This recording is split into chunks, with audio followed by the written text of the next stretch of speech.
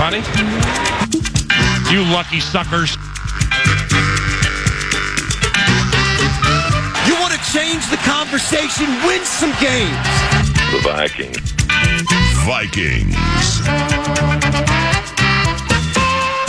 From the lakes to high stakes,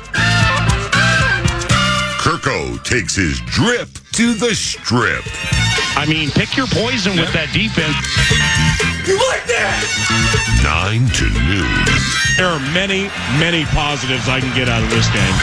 Time for two more. That's a great setup, Bob. This is an old-fashioned ass-kicking right here. And that's a fact.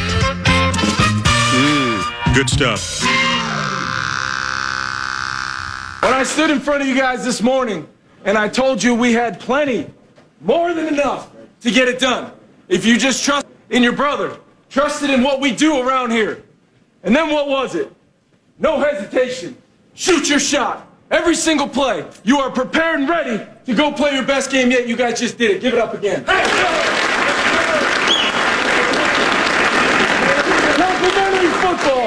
Complimentary football is a beautiful thing. And we just felt it at the highest level. We got to be ready to package this feeling up, bottle it up. Everything we work for. Every guy in here doing everything they can to lean into the guy next to them, and good things are going to happen for this team. I was so lonely until I met you. Throws a quickie over the middle. It's a wrestling match for the ball between a Vikings receiver and the 49ers turned over the Vikings. It is Charvarius Ward. Ayuk and Jennings left, and McCaffrey runs behind them. He stiff arms Jordan Hicks at the 15. Heads outside the numbers. Ball came out. It's a fumble, and the Vikings got the ball at about the 12-yard line.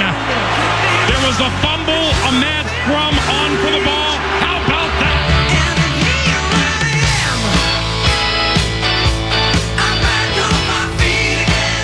I'm confident that we'll be world champions. You want to change the conversation, win some games. First straight drop. Loops to the end zone. Caught. Touchdown! It's a high five for Jordan Addison. His 5th touchdown this season, and the Vikings have taken a 6-0 lead.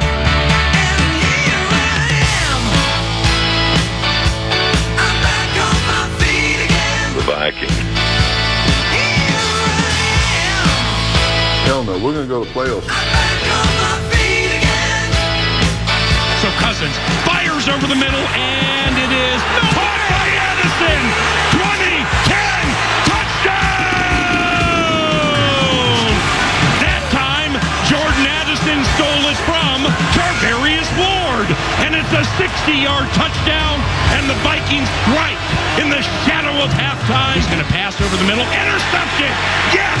They took the ball from the Niners, and it's Cam Bynum with the interception of Brock Purdy. Purdy back to pass him when he needs to sack him. He loops it over the middle. Intercepted! Yes! The Vikings beat the Niners, and Cam Bynum has a 2-interception night. These sour-ass Niners can go ahead and get out of town.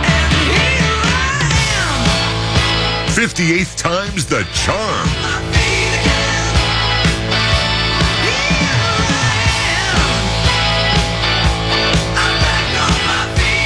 Big boy's back. Happy Talker Tuesday to you, and I'm Paul Allen. It's 9:05 in the neighborhood, and the neighborhood is FM 100.3 KFAN. The kids call it KFAN.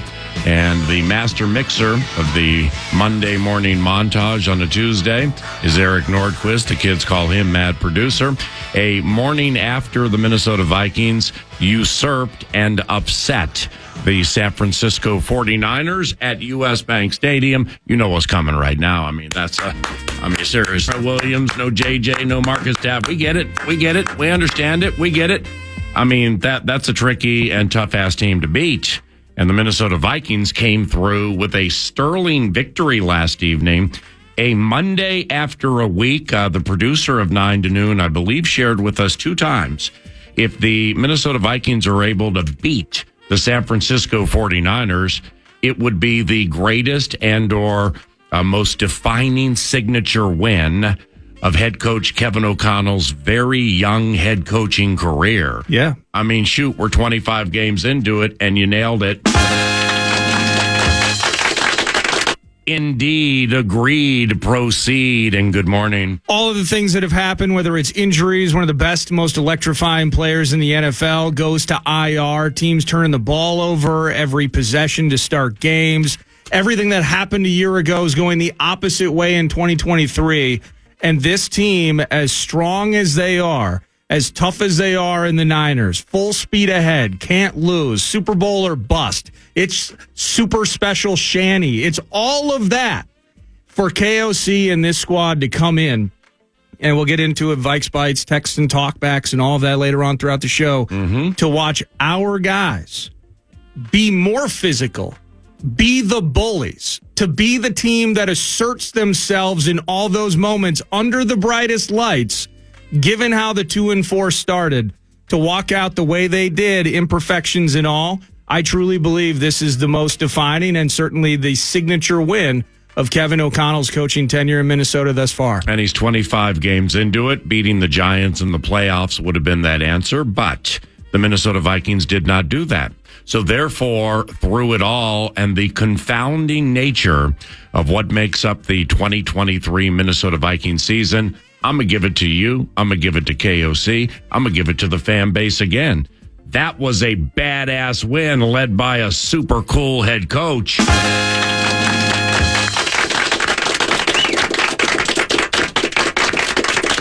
Back on my feet again.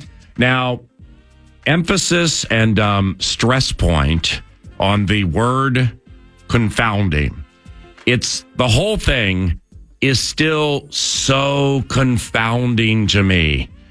But are things settling down? Oh my gosh. Has the confounding, perplexing nature of what we have witnessed through the first 7 games of the 2023, are things beginning to settle down? Oh my gosh. Above average at that. I'm so tired, man. Don't make me laugh. Now, that's a big win against a defense allowing a league best 14.5 points per game. All right. So Debo dead.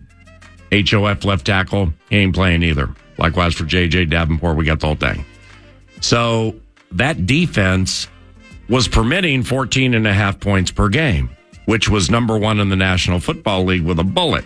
Now, we ran up 22, which ain't 32 or 42 or 52, but it ain't 14.5. And that's to be able to move the ball on that defense, tricky as the next level Shanny defense can be, is quite the accomplishment. And that's a big win on third down. I mean, there are heroes from sports-related heroes from this game that are sung, like the praises are sung. Jordan Addison with 6 touchdowns this year. Cousins leads the NFL in touchdown passes. Daniil with the 9. But the unsung facet of some things that transpired last night led to the art of an upset and the execution of a ballyhoo team that now is on a 2-game losing streak, and I'm Dan Patrick. The third down situation for the Minnesota Vikings, through the 3 games up to last night, they were converting third downs 11.5% of the time. And that's off a nifty little 2 of 13 at Soldier Field. 8 of 13 on the Niners. Hey! 8 of 13. I mean, that's turning a third down frown upside down. And another unsung facet of the nature of the victory last evening, that's a big, big, big win for the Minnesota Vikings with defensive lineman Dean Lowry, Jonathan Bullard, and Harrison Phillips wreaking havoc against a team known for havoc wreaking. I mean, Bullard in that strength early in the game. Lowry, left sideline, right sideline, left sideline. Ooh, we got a pass defensed. Harrison Phillips, defending the challenges of haymakers being thrown at him in the scrum after the game when the Niners decided to get a little cranky and start throwing some punches. But Harrison Phillips leads the National Football League in tackles for a defensive lineman. So it's a big win, but it's a big, big, big win for the big, big, big guys like Dean Lowry, Jonathan Bullard, and Harrison Phillips. 2023 finally looked like 2022 to a certain extent.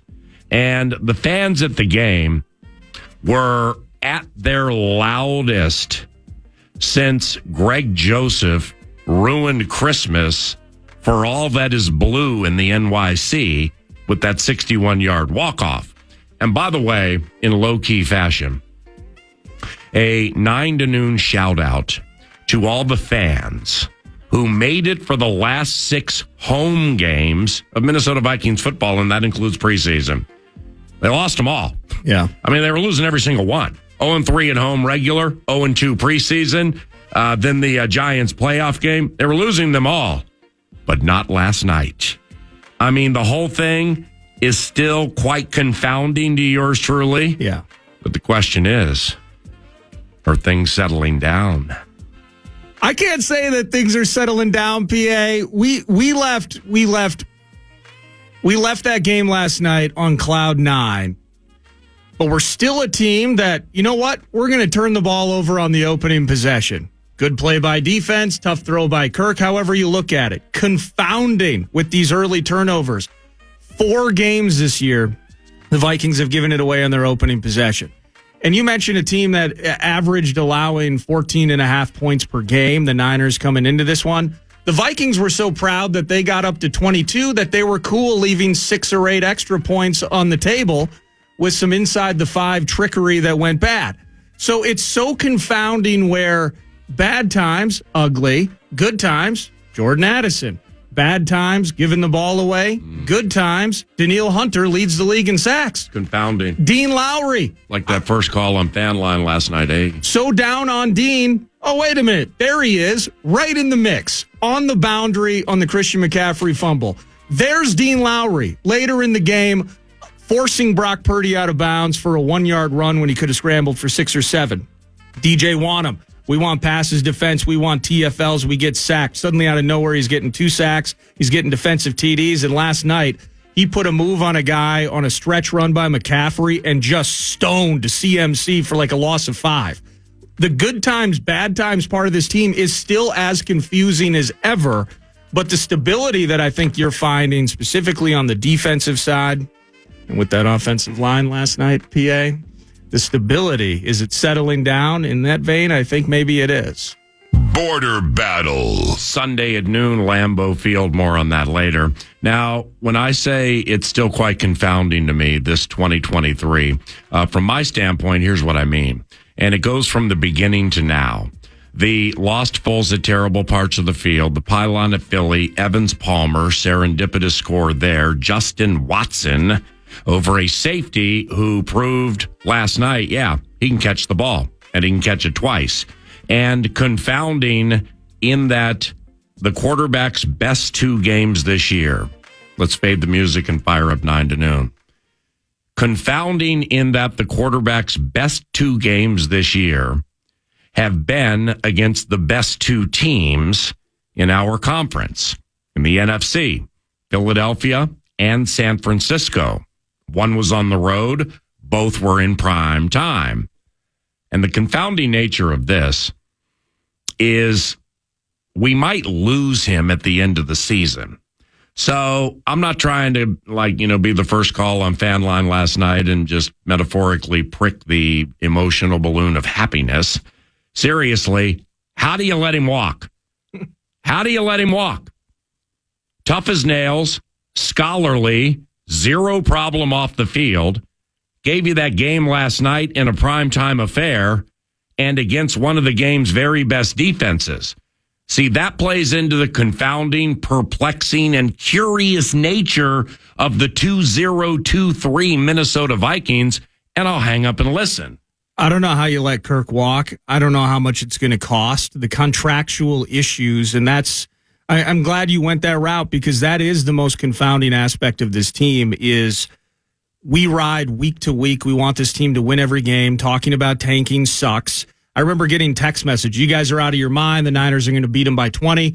And people are right to have correct and incorrect opinions. Talking about tanking sucks. Yeah, we do, but we do this on a weekly basis. We try to find ways that the team can win, and we either end up correct or incorrect. It's all good. We all are rubes, and we love this team.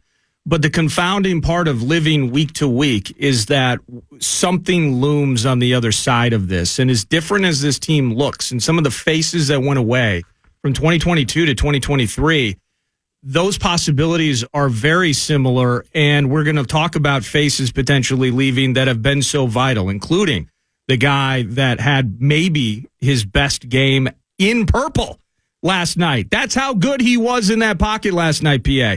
We could be seeing a guy go away that has 9 sacks and leads the NFL in Danielle Hunter. The confounding part of that is everything that is sitting almost just like this dark cloud over all of this, and amidst all of this, how can we let Kirk Cousins walk out that door? I have zero answer for that. Now, about 30 minutes from now, the talkbacks and the texting at 64686 with the Bradshaw and Bryan inbox, the free iHeartRadio app. Download it now and talk back now if you get the opportunity. And plays into the confounding, perplexing, and curious nature of the 2023 Minnesota Vikings season. What we just said about Kirk Cousins. I mean, shoot, I ran into Christian Darrisaw walking to my car last night, and I asked him about Kirk Cousins' performance and like the future thereof. Here was his response. Oh my God, Kirko, chill. So onward, it's a 3-4 operation with all of this. I mean, seriously, I did this earlier in the season when they were like 0-2. I'm gonna do it again because it again plays into the perplexing, curious, confounding nature of the 2023 Minnesota Vikings. It's a 3-4 operation. Cousins leads the NFL in TD passes with 16. Danielle leads the NFL in sacks with 9. Cam Bynum leads all defensive backs in tackles, and likewise for Harrison Phillips in tackles for defensive linemen. Your 2-0 sans Justin Jefferson, and Jordan Addison not only leads all rookies in touchdown receptions, he's tied for second most with Diggsy and is one behind Cheetah Guy, Tyreek Hill. Dalton Reisner starts, and we're running it well early, and Cousins doesn't get sacked for the first time this season. And sometimes proving the littlest can be the biggest. Brandon Powell, are you kidding me? I mean, all 4 catches were in the second half. 2 of them bailed you out in the fourth quarter when you got behind the chains. All 4 led to first downs, a couple on super key third downs. And Brandon Powell cannot go unsung in this equation when we are discussing the unsung, complimenting those about whom we sing. Kirk Cousins, Jordan Addison, Kevin O'Connell, and Danielle Hunter. I mean, Ben Lieber chatted with Kevin O'Connell after the game about a lot of things, and old KOC was quite jubilant. There it is. We're down in the Vikings locker room with a very smiley head coach, Kevin O'Connell.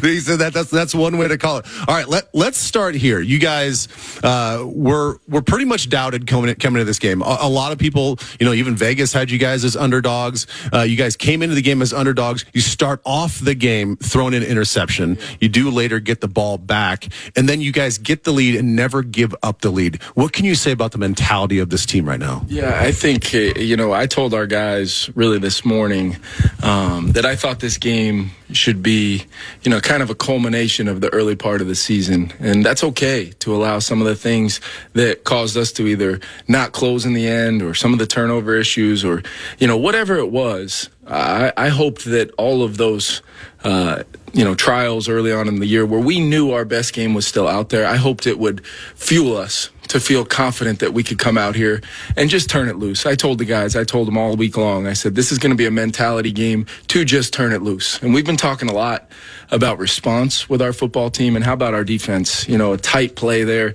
It's a great play by Ward to really take the ball away from Jordan. We ended up getting him back on a big one at the end of the half on a similar kind of play, just a little bit deeper. But our defense gets that ball out, and then we're able to turn it around and complement each other. And for the rest of the day, we could be better in the low red zone, but it was all about allowing Kirk to make plays to a lot of different guys tonight. We got enough out of the run game, especially when we needed it to play clock and field position. And then our defense, how about Cam Bynum? Just 2 critical plays. Thought Flo did a great job. And I just think this is a win. Like I said, it's a culmination, but we got a lot of football left. And this, there's a lot of belief in that locker room that we got a lot of good football left. Well, a lot of credit to you and your coaching staff, because as you're saying, it's one thing to look at your season so far and know that there's a lot of self-inflicted wounds, and you want to go in and say, like, guys, we got to stop turning the ball over. We got to stop doing this. But yet we want you guys to go out and play fast and don't worry about the mistakes. That's a hard thing to do to get through those guys. So congrats to you and your staff for that. You mentioned this defense. The one thing that was so impressive, and I want to get your opinion on it, our run defense really stepped up today. And it looked like there's just not just a mentality, but they're playing the run differently. They're attacking half a guy. They're getting penetration up the field. They were controlling the line of scrimmage. How did you see it? Yeah, that was a huge thing we thought coming in the game. What it was going to take to win the game was to defensively try to play on their side of the line of scrimmage. We wanted to get knockback. We wanted to have guys set the edge. How about DJ Wanham on the edge, Daniil Hunter, these guys, our guys inside, getting off blocks, playing on their side of the line, and then really allowing that second level to flow and try to make some plays. It really took all 11. And when you play against a team like this, Kyle's an unbelievable coach and can scheme up just about anything. It takes overcoming schemes sometimes. And I thought our guys did that with a heck of an applause to Brian Flores and his defensive staff for the work they put in all week long, getting those guys to pull the trigger, go get this thing every single snap. Because if you let up one time, these guys can make you pay. And it was just over and over again. I'm so proud of those guys. We talk about resilience and response and all this other stuff. Addison was on the wrong end of that interception on that first drive. Comes back, 10 targets, 7 receptions, 123 yards, 2 touchdowns. And then he comes back from some cramps and draws a defensive pass interference. So even making his presence known when he comes back from the locker room. How about his performance tonight? Yeah, you know what? I think it says so much about Jordan Addison to have a play like that early on in the game, where, quite frankly, a lot of rookies in this league might just decide, hey, this is going to be tough tonight, and this might not be my night. And time again, he made plays, separating, winning, filling a huge void that quite honestly, we could feel sorry for ourselves and say Justin Jefferson's not out there, the best receiver on the planet. How are we going to move the football? But this group collectively, led by Kirk, our offensive line, which I know we'll talk about. But how about Jordan Addison, man? I just can't say enough about his mental toughness and then physical toughness. Cramps that, we were asking him to play a lot of snaps, asking him to do a lot of different things. And he comes in there. What a huge conversion that was. He did make the catch as well, even though I kind of preempted that with the official, just because I knew there was quite a bit of that grabbing and holding stuff like Ben Lieber out there, man. When you're slow late in the game too, you got to hold sometimes. You mentioned that offensive line. Look, I know that this is my last question for you. I'll let you get to the rest of your responsibilities. Look, Kirk had an amazing game. I mean, he played with so much poise, so much toughness. He played with touch. I mean, he was absolutely incredible. But a lot of that was because of this offensive line play. 0 sacks given up. You guys held the ball for almost 35 minutes. You guys picked up 24 first downs on a really good defense. I mean, how about this offensive line? Yeah, those guys knew. We've felt all year long like we were continuously coming together. And tonight, what I felt was our leadership. Brian O'Neill, Christian Darrisaw on the edges. What a challenge with Nick Bosa on the other side. There were a lot of snaps tonight where, quite frankly, guys just stepped up. TJ Hawkinson, on that touchdown to end the second half, I mean, that's an all-out pressure. He's getting no help on the best pass rusher on the edge in football, and he holds up enough for Kirk to throw a touchdown in a critical moment.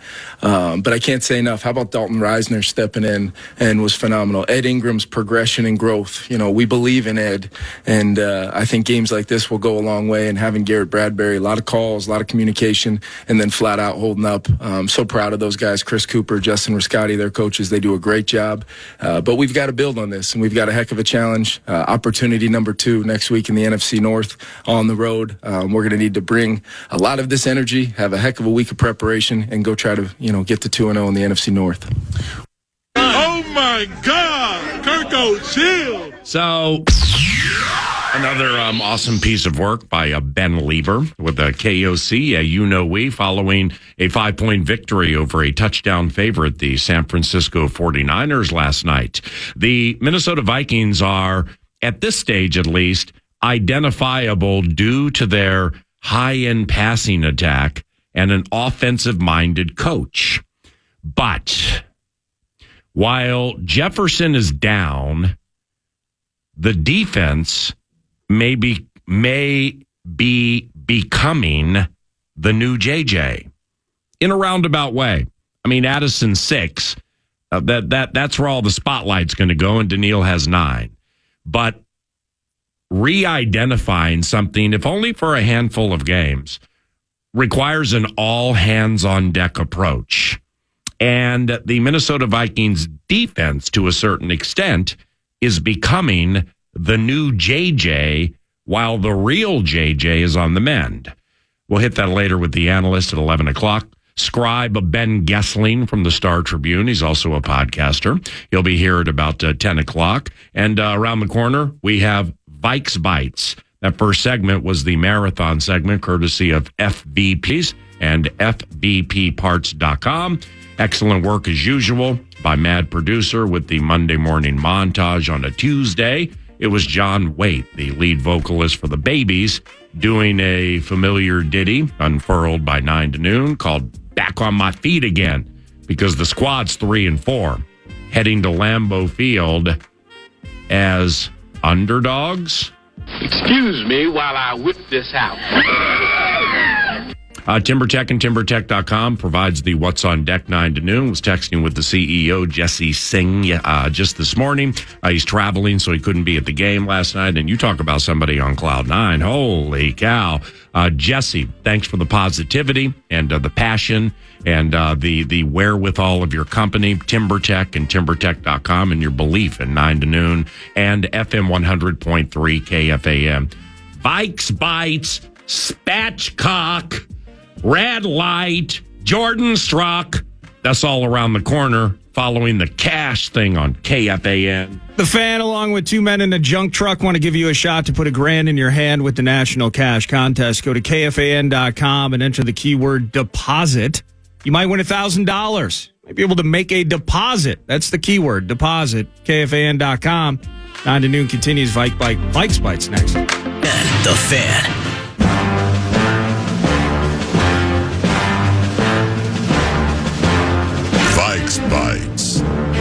Vikes Bites!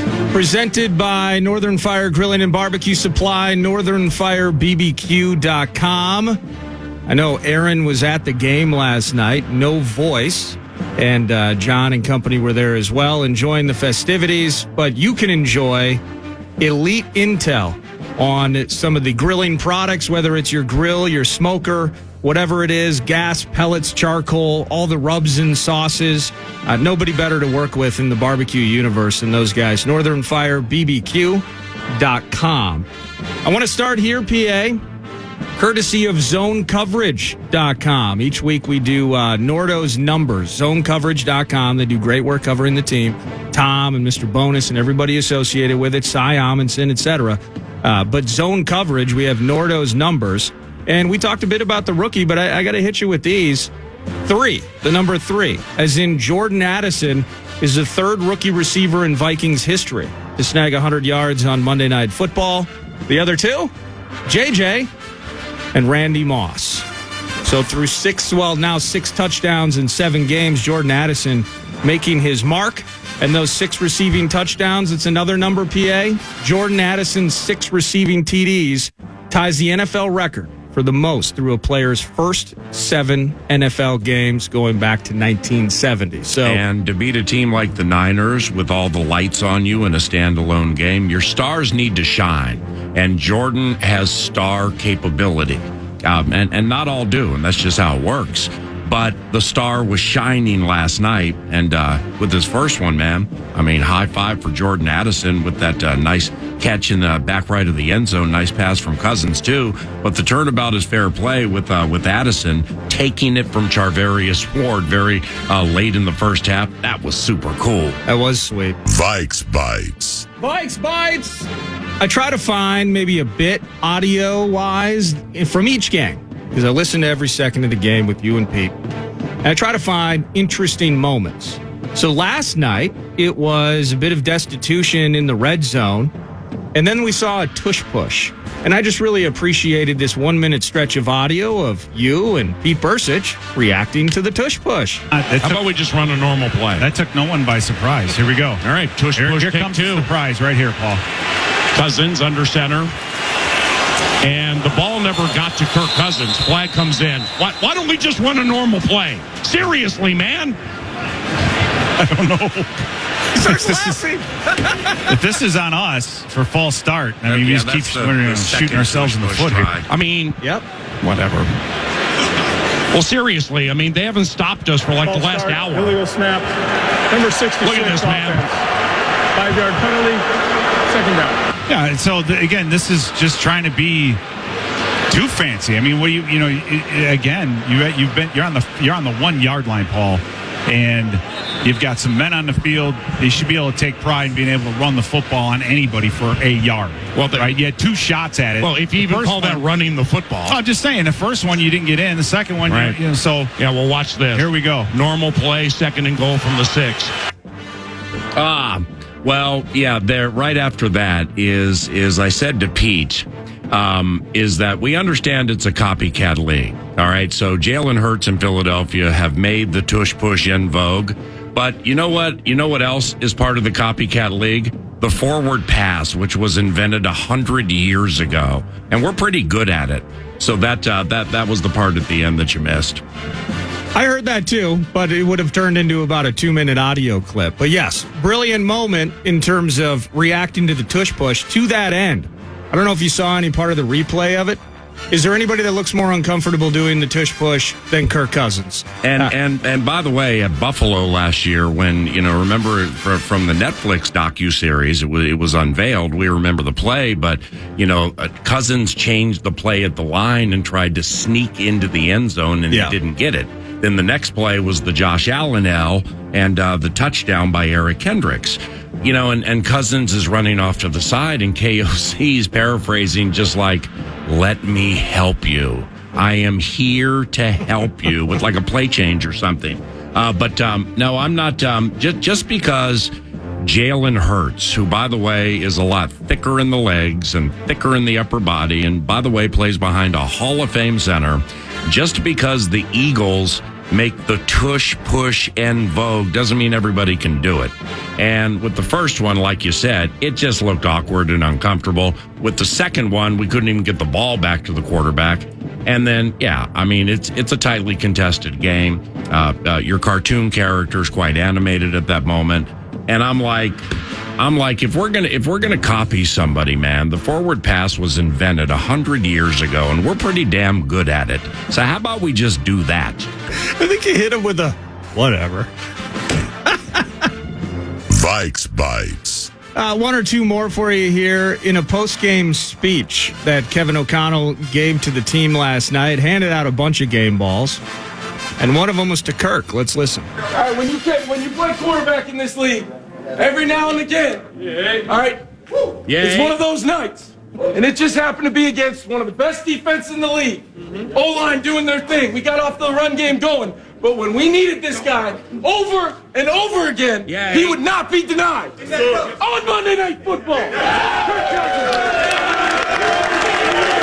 Kirk's game last night, and again, hitting on it in the opening segment, his 2 best games this year have come against, in bright lights, 2 of the elite NFC and NFL teams in this league, both in Philly and the San Francisco 49ers.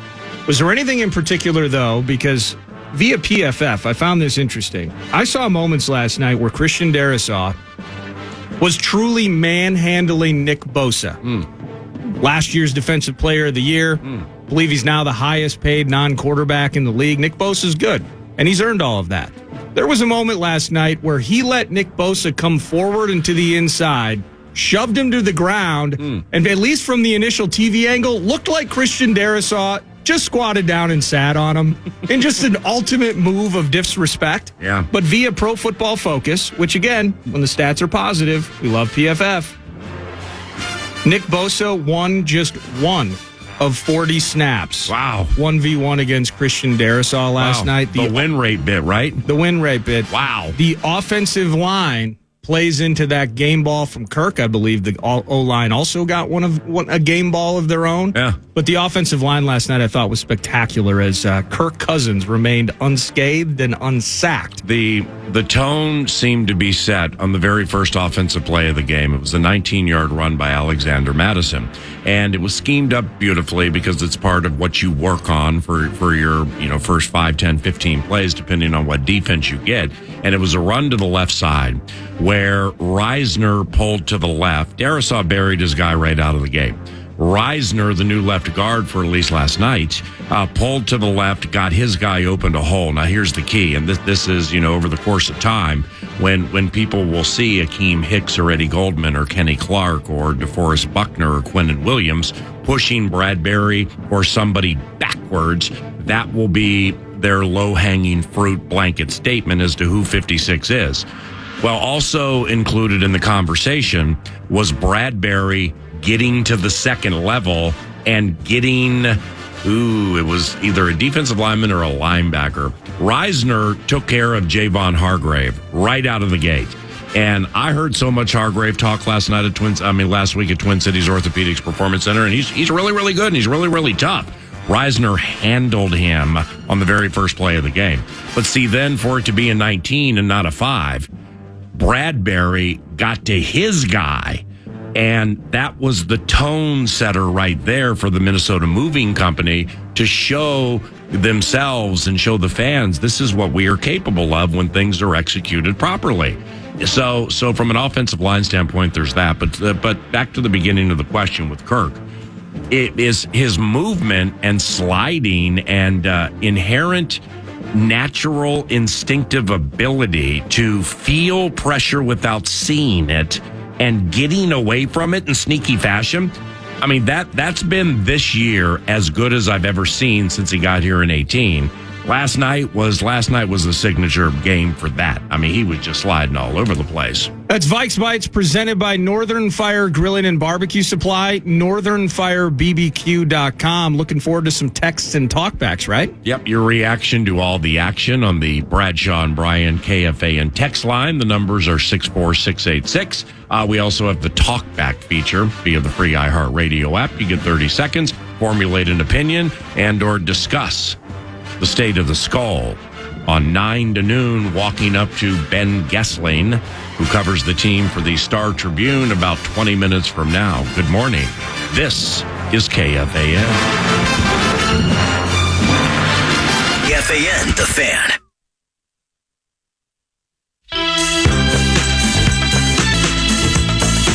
Boy, at the game last night, Christian Darrisaw, a man among boys, destroying Bosa, slamming him into the ground, showing him who's boss. Ingram progressing as a player. And my boy, Jordan Addison, just destroying the Niners. Excuse me while I whip this out. Oh, my God! Kirko, chill! Guys, we had a new starting left guard last night. Cleveland out, Reisner in. I'd appreciate your comments as to how that impacted the entire offensive line and specifically comment on Reisner's play. We didn't have a sack last night, so I'm assuming we didn't miss out too much and didn't miss Cleveland. But I'd like to know if you think he's the new starting guard moving forward. Those are fair questions, and I am going to yield to the producer of 9 to noon because in calling a football, the job is following the ball. So I don't really get the opportunity to watch these things back until a day or two later. Thus, you'll hear a Monday montage after beating Chicago, and then we'll do a radio show, and then all of a sudden, like the next day, Tuesday or Wednesday, I'll be like, how's Hawkinson look here on this double move on Brisker? Hey, KJ, do you like that play a little bit with him killing the corner left side and the ball's not lofted to him? And then that moves into the art of an upset. And at times, valor needs to be the better part of discretion. And before halftime, that really was the case. with the pass to Addison, because it wasn't a great pass, and Charvarius Ward should have intercepted it. But if Addison catches it there with no timeouts and he's down, you're done. You're not going to score, because I'm pretty sure the clock was a nemesis at that stage. But that's a play right there, and there were some other ones, including the double pass, which was nullified by KJ and the PI, where, it may not seem to be the wisest thing in the world, but valor at times has to be the better part of discretion to do certain things against certain rough and tumble teams. So from the Reisner standpoint, I remember the first play and having the binoculars on Madison, which inherently means the right eye is going to be on the offensive line. And I saw Reisner start the whole thing as they pulled it off to the left. And then I saw Bradbury, come in late, and it's 19 for Madison. But when it comes to the totality of the game, I don't know if you saw anything different, Nordo. When it comes to, because I'm not big on, and in fact, I'm not going to anoint who is going to start, who is not going to start. Somebody got here 5 minutes ago. They played a game where you beat a really good team, but there's more that goes into it than that. But just for that individual game against that individual defense with Hargrave and Eric Armstead, whose name barely was called last night, Javon Kinlaw, he was the centerpiece of the DeForest Buckner trade. And outside of being big and burly and super strong, I've just never really figured out what he does. But he's difficult to move. So with all that said, Reisner, what'd you think last night? Well, I until I watch the game back and see more specifically focused in, I can't dagger exactly how perfect or how well his game went overall. But so we're relying on what you just did. Is we know about Bosa and Hargrave and all these guys, and we knew that this was going to be a night that one of the best defensive fronts in the NFL was going to put Kirk under fire. But then he wasn't. And then I did see moments where Darisaw was pancaking Nick Bosa. Yeah. And I saw more freedom in the pocket with Kirk than I've seen really in quite a long time. And I think that you can't praise Kirk and that poise that you were talking about, that confidence, where when he starts getting banged around, that moment where he gets knocked around and it looks like they're right in his face. Yeah. And I've seen Kirk do this 100 times where he just double clamps the ball right in his gut. Yeah. Helmet goes down and he just waits for it to end with him on the turf. He didn't do that. Bounces off of that, finds Addison on that 16-yard gain near side. I think there was a defensive penalty there too. It ended up being declined, but all the same, Kirk's confidence in those moments last night, I think, has to be part of the conversation with the offensive line. So did I watch every snap with Reiser? Absolutely not. Yeah. And I didn't mean that. And I didn't mean to put you in a compromising spot. No, I'm just saying, inherently, when you are watching a television copy, you will see more than like somebody who's following quarterback back to pass, shakes the shoulders, looks left, throws left, where you just may out of like the corner of one eye see 66 just standing somebody up during the situation. There were no turnstile moments that I saw from number 66. Right. And at some point, those guys are so good. There were moments last night, whether it was running back couldn't get there in time. I mean, Kirk was under fire on a handful of occasions, just not to the degree that any of us may have anticipated with the Niners coming into town. To the text messages 64686. You mentioned Brandon Powell and how good he was, and in particular his production last night were all in gotta have moments that led to the victory. What's your thought on Powell possibly taking Osborne's spot? I got this during Fan Line last night. Correct. Hearing KOC talk over the game plan. Well, it's and I'm sorry to be flippant with that, but I just, when it comes to taking, and Charch does this a lot on Fridays, because it's in that world, there has to be a 1, 2, and 3. Right. In the reality world of the National Football League and the actual games that realistically take place, not on paper, not via analytics or metrics or with an abacus or in a transactional environment. Yeah, Jefferson is the one, but when he gets quadrupled, is he still the one? No. That it goes to TJ, it might go to Jordan Addison at this point. Yeah. So therefore, Hawkinson was there's so many unsung under the radar things from last night. Hawkinson was great last night. But what made him great? What made him great was Kevin O'Connell recognized the man covering him, Dre Greenlaw, just missed time with injury. So what'd he do? He went at him. Yeah. Again and again and again and again and again. So when it comes to why does it always have to be taking somebody's spot? Why does it always have to be the best of the best, the worst of the worst? Now, I would say there is a real conversation about Jalen Naylor having trouble finding a spot. If you have from a return standpoint, he's been unhealthy, so now he's trying to make his way back. Yeah. And now they're using Powell with shifting and motions, doing some jet sweep type of stuff. I think you could give credence to the idea that Powell is finding a role in the offense and taking advantage of opportunity where Naylor would be losing that battle. That's a good point. But jumping up and suddenly KJ Osborne, well, he had that offensive pass interference. Yep. Well, on the very next play, he made a sweet, nearly diving catch to make up all that penalty yardage plus 5 or 6 yards. Yeah. And was open at times and made plays at times. So. And I'm so glad you brought that up. Because off the pass interference, okay, I mean, they worked all week on that double pass for Madison over the head. And, KJ with a PI. It was Ty Chandler, right, who caught it? Yeah, Ty. Yeah. And so, I mean, KJ felt awful. And it was a good call. Cousins and O'Connell. This is, again, a hidden, unsung gem of how operating a business a certain way empowers others. Because winning at the highest level, of course, involves stars like Patrick Mahomes. But winning at the very highest level also involves empowering those at the metaphorical bottom. See Kadarius Toney, see Sky Moore in the Super Bowl. So therefore, we got the PI. What do KOC and specifically Cousins do? Because Cousins has a swivel that Justin Fields does not. Right back to KJ. Forget that last play, man. I'm coming right back to you. Boom, it's gone. You know what I mean? And, and those are the subtleties there that when somebody's like, is Powell taking Osborne's spot? And I understand the line of questioning, but personally speaking, I would prefer it to be, hey, look at these snap counts since Justin got hurt. And Powell's has gone from this to this to this, and KJ's to this. And then you see the PI, and then you see the 4 catches, or hear it on KFAN by Powell, all in the second half, all for first downs, 2 for massive first downs on third downs. Yep. You see what I'm saying? I do, yeah. It's just, I'm just not, just right when it's things that have to get right to the dagger.